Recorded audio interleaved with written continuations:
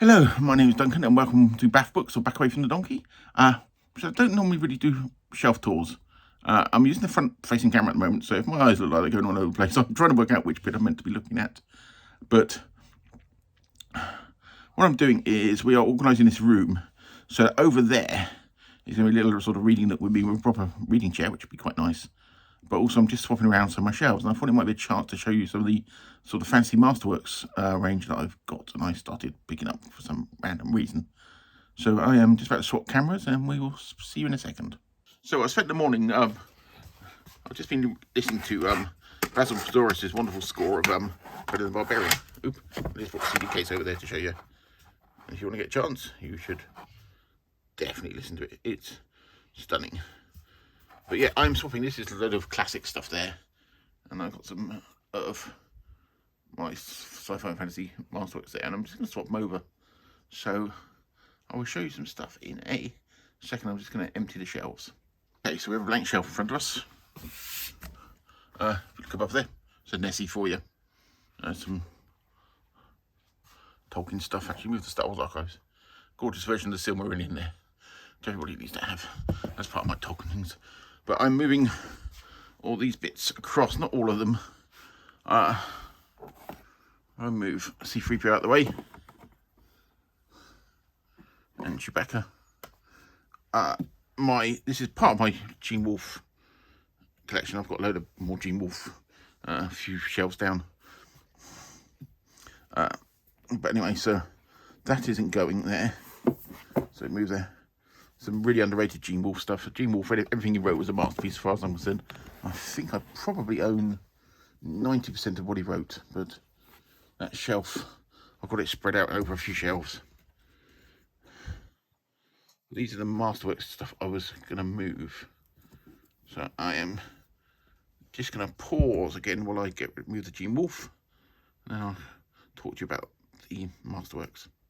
So both the science fiction and fantasy Masterworks selections were set up, I think, 1999, and they were meant to bring out of print and sort of not incredible works, sort of seminal works of the genres, and be like a curated thing. And I think that Sci-Fi Masterworks definitely lost its way, because now they seem to publish anything, and you know, how many copies of Dune, as I always say, do we all need? I think the Fantasy Masterworks section is a little better, but they did two sets. They did a numbered set, and of the Sci-Fi Masterworks, they did a numbered set, which I have there, and they did this yellow set. I actually prefer the numbered sets, which were published around about 2000 for the Sci-Fi Masterworks, and up to 2007 for the fantasy ones, and then some unnumbered ones. But the fantasy ones, there's only about 50 of them. And yeah, SF Masterworks, there's billions of them. But so I can put them across. I'm sort of slowly trying to pick up the numbered ones of the science fiction Masterworks and the fantasy Masterworks, because I'm a stupid completist sort of person. And these ones I just picked up in places. So let's just move this to the other side of the shelf. There's Gene Wolfe, the fifth head of Cerberus, which I've also got another copy of with a different cover. I'm trying to think of the name of the author. Come to me. And so that is number 8 of them. Number 9 is Frederick Pohl's Gateway.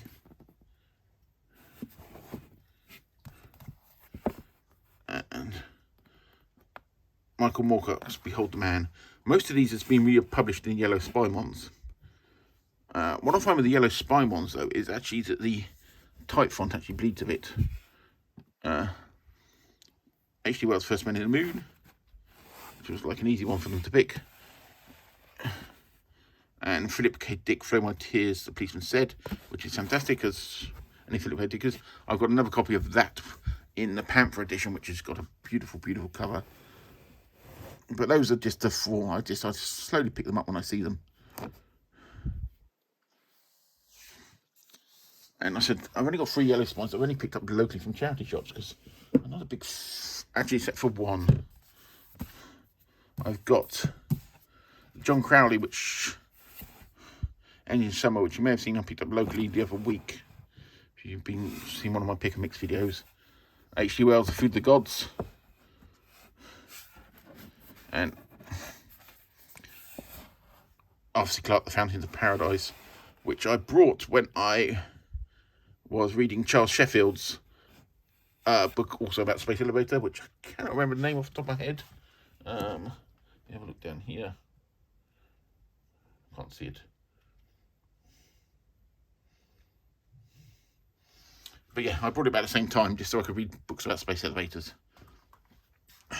This next 3 books are another Glance collection. This was released, I think, about 87 to 90, and I actually really like these because these feel more curated than the SF Masterworks. And these were called Glance SF collections. The covers aren't a brilliant one. We have Christopher Priest's wonderful Inverted World, Bob Shaw, Reefer Stars, highly underrated Bob Shaw, and Arthur C. Clarke of Fallen Moon Dust. Arthur C. Clarke's a weird author for me because he's one of those people that I think I really should love, but I really struggle with his work, and I keep rereading it over the years, reading bits of his. But Fallen Moon Dust was almost felt like the Poseidon adventure on the moon. It just didn't really, the science is there, but the actual plot and the characterization isn't there for me for that. And I think really good hard sci-fi writers can get the characters right as well. So now we come to the SF Masterworks. These are the ones that I really would love to get as much of the set as I can. I've got Gene Wolfe, Shadow and Claw from the Book of the New Sun. Okay, I've got the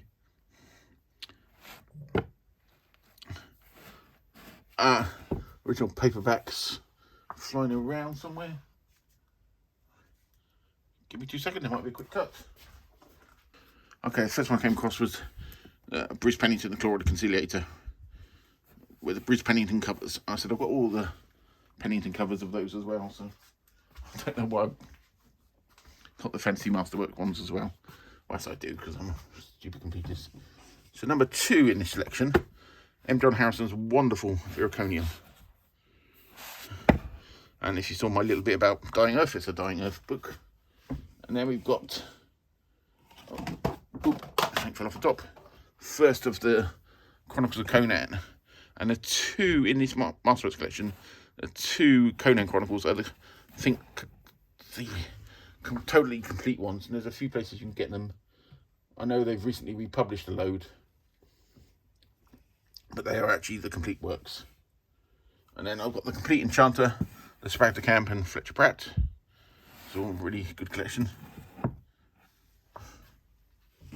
The second part of the Gene Wolfe, because they've put, this is sort of the Lictor and the Citadel of the Autarch.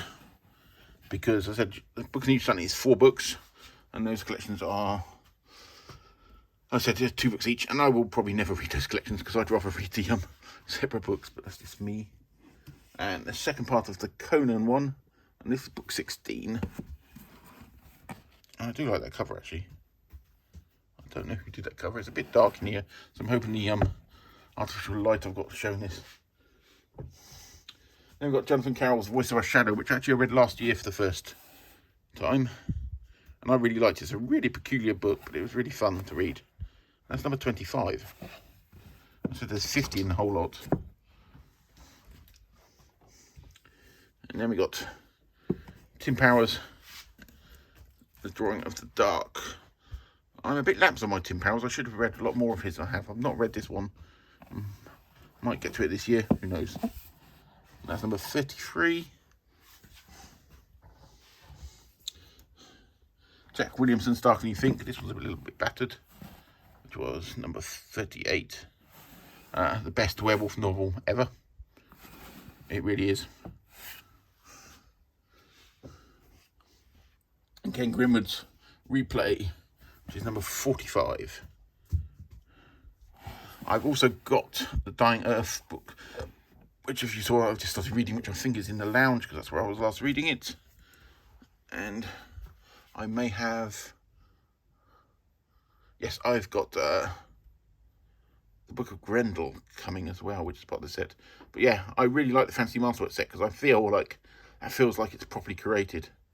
Whereas the SF Masterworks, I think the original, I said number ones there, felt a bit curated, but the Yellow Spine ones, it just feels like it's anything they've got the rights to. And I said, this original, the Delancey SF, what do they call it? The classic SF ones, I think there's about 20, 30 books on them. I'm planning, I said I'm behind on everything, to, on my blog, actually try and put a list together of, especially the older collections, like the, as I said, like the classic SFs, find out what books were published, see if I can find out exactly how many were in that list, just as a little reference point for people. So yeah, so that's just a little bit of some of those, and I'm trying to work out where else I'm going to put the end of this shelf here, or just keep it as the Masterworks ones, because I've got, I said, I think the diagonals about that size, I don't know, so I'm probably going to leave that shelf like that. I don't know whether you're going to be interested in anything else, but I just thought that would be a nice little brief video for a Sunday afternoon. I'm going to go back to listening to my Conan, and I said I'm going to sort something else out. And I will speak to you all later.